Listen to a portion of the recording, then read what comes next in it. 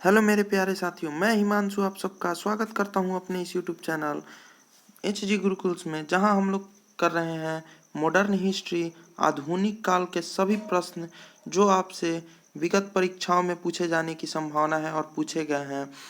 तो चलिए आज का सेशन का स्टार्ट करते हैं। आपने अगर पहला भाग नहीं देखा तो पहला भाग मेरे यूट्यूब चैनल पे प्लेलिस्ट में मिल जाएगा, आप सब जा करके पहला भाग देख लीजिएगा। ये पार्ट 2 है। चलिए आज के इस सेशन को चालू करते हैं। इस सेशन को चालू करने से पहले आप सबसे एक रिक्वेस्ट है, अगर ये सेशन आप सबको थोड़ी सी भी हेल्पफुल हो तो प्लीज़ इस सेशन को लाइक कीजिएगा, अगर चैनल पे नए हैं तो चैनल को सब्सक्राइब कर बेल आइकन जरूर दबा लीजिएगा। चलिए सेशन को चालू करते हैं। आज का हमारा पहला क्वेश्चन है, लखनऊ अधिवेशन कब हुआ था। इससे पहले हम एक बार रिवीजन करा देते हैं कि कांग्रेस की स्थापना कब हुई थी। 1885 ईस्वी में। कब हुई थी? 1885 ईस्वी में। कौन किया था? एओ ह्यूम ने किया था। चलिए उसके बाद बताए थे कि विदेशी वस्तुओं का बहिष्कार कब हुआ था। 7 अगस्त 1905 ईस्वी को। बंगाल विभाजन की डेट कब रखी गई थी? 16 अक्टूबर 1905 ईस्वी को। उसके बाद मैंने पढ़ाया था सूरत अधिवेशन। सूरत अधिवेशन में क्या पढ़ाया था मैंने? सूरत अधिवेशन कब हुआ था? 1907 ईस्वी में। उसके बाद मार्लो मिंटो एक्ट पढ़ाया था। तो मार्ले मिंटो एक्ट कब हुआ था? 1909 ईस्वी में। उसके बाद गांधी जी कब वापस आए थे? 1915 ईस्वी में। चलिए आज का हमारा नेक्स्ट क्वेश्चन है, लखनऊ अधिवेशन कब हुआ था। लखनऊ अधिवेशन कब हुआ था? तो 1916 ईस्वी में हुआ था। कब हुआ था? 1916 ईस्वी में। इसके हेड कौन थे? अध्यक्ष कौन थे? इसके हेड थे अंबिका चरण मजमूदार। कौन थे? इसके हेड थे अंबिका चरण मजमूदार। अंबिका चरण मजमूदार थे। इसके हेड कौन थे? अंबिका चरण मजमूदार थे। याद रखिएगा कि इसके अध्यक्ष कौन थे। तो अंबिका चरण मजमूदार थे लखनऊ अधिवेशन के चेयरमैन। और इसी लखनऊ अधिवेशन में नरम दल और गरम दल एकजुट हो गए थे। किसके अधिवेशन में हुए थे? लखनऊ अधिवेशन में ही नरम दल और गरम दल एकजुट हो गए थे। और इसी अधिवेशन के बाद होम रूल लीग लागू हुआ था। 1916 में ही होम रूल लीग लागू हुआ था। होम रूल लीग कब लागू हुआ था? 1916 में ही। तो चलिए अगले क्वेश्चन की ओर बढ़ते हैं। होम रूल लीग याद रखिएगा 1916 ईस्वी में ही हुआ था। चलिए नेक्स्ट क्वेश्चन की ओर बढ़ते हैं। हमारा नेक्स्ट क्वेश्चन है, चंपारण सत्याग्रह कब हुआ था। चंपारण सत्याग्रह कब हुआ था? 1917 ईस्वी में चंपारण सत्याग्रह हुआ था। चंपारण सत्याग्रह में गांधी जी पहली बार कहाँ आए थे? फर्स्ट बार आए थे बिहार आए थे। कहाँ पे? बिहार के चंपारण जिला में आए थे। किसके लिए आए थे? तो नील की खेती को रोकने के लिए। नील की खेती रोकने के लिए कहाँ आए थे? चंपारण आए थे। रोकने के लिए, क्या रोकने के लिए आए थे? नील की खेती रोकने के लिए। नील की खेती को रोकने के लिए कहाँ आए थे? चंपारण में आए थे गांधी जी 1917 में। याद रखिएगा कि 1917 में क्या हुआ था। 1917 में बिहार में नील की खेती को रोकने के लिए कहाँ आए थे गांधी जी?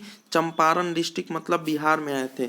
और इसी के दौरान याद रखिएगा, बहुत ही इंपॉर्टेंट क्वेश्चन है कि चंपारण सत्याग्रह के ही दौरान रविंद्रनाथ टैगोर ने, यहाँ पर लिख दे रहा है रविंद्रनाथ टैगोर ने महात्मा की उपाधि दी थी। क्या दी थी? महात्मा की उपाधि दी थी। महात्मा की उपाधि दी थी। किसको दी थी? गांधी जी को महात्मा की उपाधि किसने दी थी? रविंद्रनाथ टैगोर ने दी थी। कब दी थी? चंपारण सत्याग्रह के बाद दी थी। चलिए नेक्स्ट क्वेश्चन की ओर बढ़ते हैं। आज का हमारा नेक्स्ट क्वेश्चन है, रॉलेट एक्ट कब पारित हुआ था। रॉलेट एक्ट कब हुआ था?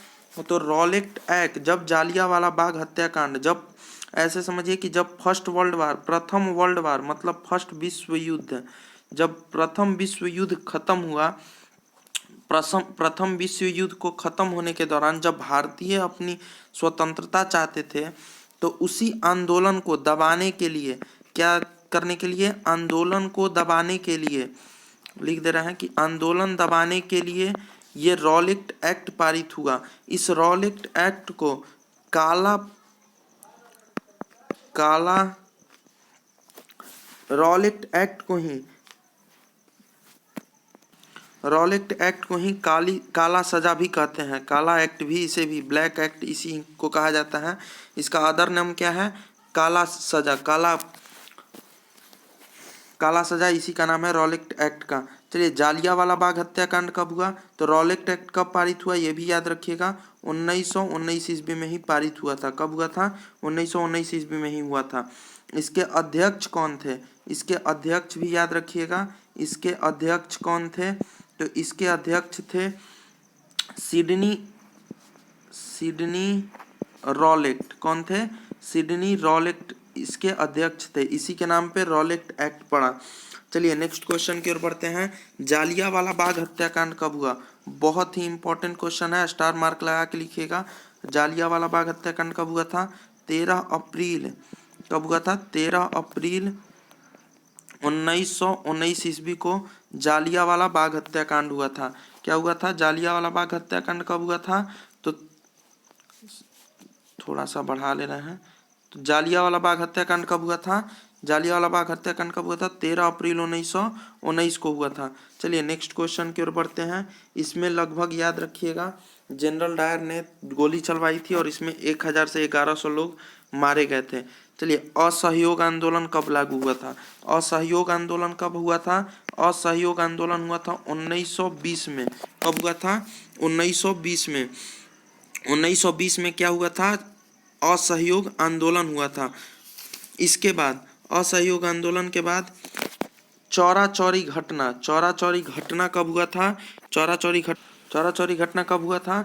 चौरा चौरी घटना से पहले एक बात बता देते हैं कि असहयोग आंदोलन में ही कि इसी में बाल गंगाधर तिलक की मृत्यु हुई थी।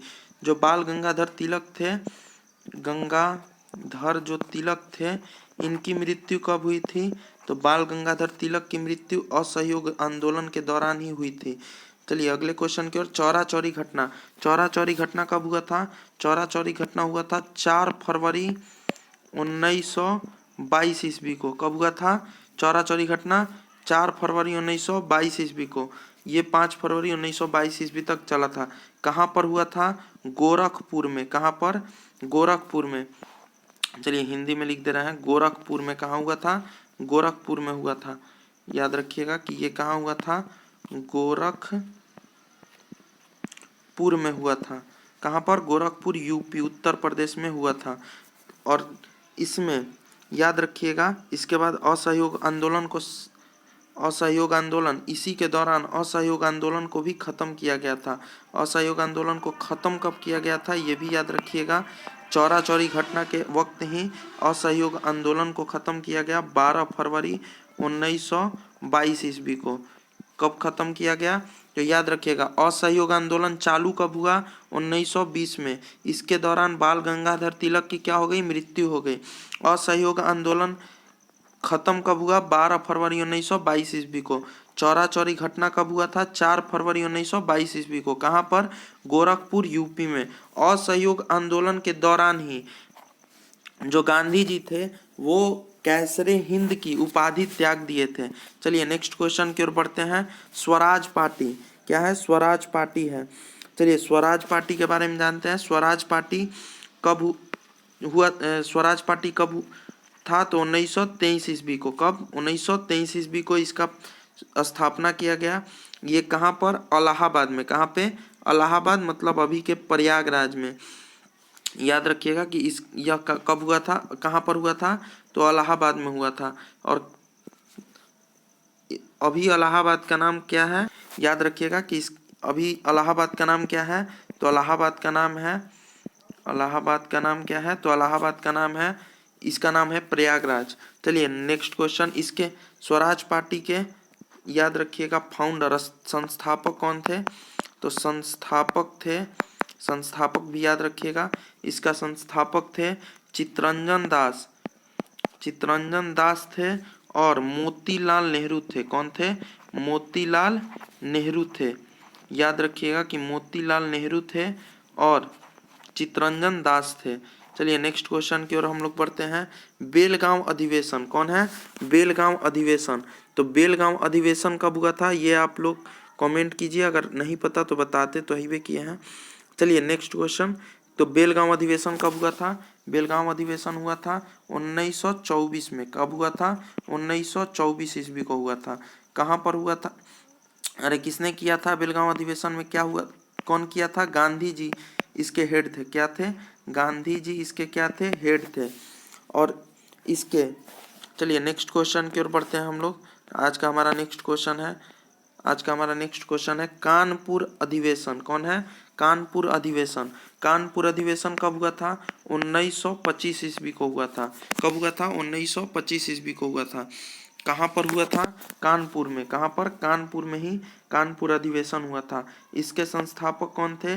राम प्रसाद बिस्मिल थे, चंद्रशेखर आजाद थे, याद रखिएगा, एक्सेट्रा बहुत सारे थे। चलिए नेक्स्ट क्वेश्चन की ओर। ये याद रखिएगा कानपुर अधिवेशन कब हुआ था? 1925 ईस्वी को। चलिए नेक्स्ट क्वेश्चन की ओर बढ़ते हैं हम लोग। आज का हमारा नेक्स्ट क्वेश्चन है काकोरी ट्रेन डकैती। कौन है? काकोरी ट्रेन डकैती। काकोरी ट्रेन डकैती कब हुआ था? 9 अगस्त 1925 ईस्वी को काकोरी ट्रेन डकैती हुआ था। काकोरी ट्रेन डकैती, ट्रेन का नाम क्या था? जिस ट्रेन में डकैती हुआ था उस ट्रेन का नाम क्या था? 8 डाउन था। क्या था? 8 डाउन। 8 डाउन ट्रेन का नाम था। उसके बाद इसमें फांसी दिया गया था 5-6 लोगों को, याद रखिएगा। राम प्रसाद बिस्मिल, राजेंद्र लहनी, उसके बाद रोशन सिंह, उसके बाद चंद्र आजाद, मतलब इसी तरह बहुत सारे को 4-5 लोगों को फांसी दिया गया था। एक कहावत है, सरफरोशी की तमन्ना अब हमारे दिल में है, देखना है जोर कितने बाजुए कातिल में है। जो ये लोग श्लोक है वो कौन बोला था? राम प्रसाद बिस्मिल इसी के वक्त बोले थे। कौन बोला था? राम प्रसाद बिस्मिल बोले थे। याद रखिएगा कि राम प्रसाद बिस्मिल क्या बोले थे कि जो ये बोले थे कि सरफरोशी की तमन्ना अब हमारे दिल में है, देखना है जोर कितने बाजुए कातिल में है। ये कौन बोला था? राम प्रसाद बिस्मिल बोले थे। बहुत ही इंपॉर्टेंट क्वेश्चन है, याद रखिएगा। इसी के दौरान 4-5 लोगों को फांसी दिया गया था। चलिए नेक्स्ट क्वेश्चन की ओर बढ़ते हैं। आज का हमारा नेक्स्ट क्वेश्चन क्या है बताते हैं। तो चलिए, साइमन कमीशन क्या है? साइमन कमीशन बताइए, साइमन कमीशन कब लागू हुआ था? साइमन कमीशन कब हुआ था? साइमन कमीशन हुआ था 1927 ईस्वी को। जब इसका पता चला भारत के लोगों को कि साइमन भारत में आने वाला है, तो इसी के दौरान 1928 ईस्वी में ही साइमन गो बैक का नारा लगा था। जब साइमन आया था तो साइमन गो बैक का नारा लगा था। चलिए 1927 ईस्वी में साइमन कमीशन लागू हुआ था, याद रखिएगा। नेहरू रिपोर्ट बहुत ही इंपॉर्टेंट क्वेश्चन है। तो नेहरू रिपोर्ट कब आया था? 1928 ईस्वी को आया था। कब आया था? 1928 ईस्वी को। 1928 ईस्वी को क्या आया था? नेहरू रिपोर्ट आया था। इसके बाद चलिए नेक्स्ट क्वेश्चन की ओर। आज का हमारा इतना लास्ट क्वेश्चन है ये। तो अगर ये सेशन आप सबको थोड़ी सी भी हेल्पफुल लगी होगी तो प्लीज़ इस सेशन को लाइक कीजिएगा, और चैनल पे नया है तो सब्सक्राइब जरूर कर लीजिएगा, ताकि आप सबको मेरा वीडियो सबसे पहले आपके पास पहुंचता रहे। आज हम लोग मॉडर्न हिस्ट्री पार्ट 2 कंप्लीट कर चुके हैं। इसके बाद पार्ट 3 में मैं 1950 तक पूरा करवा दूंगा। तो घबराना नहीं है कि 1950 तक पार्ट 3 में मैं पूरा करवा दूंगा इसका। चलिए आज के लिए इतना ही, धन्यवाद।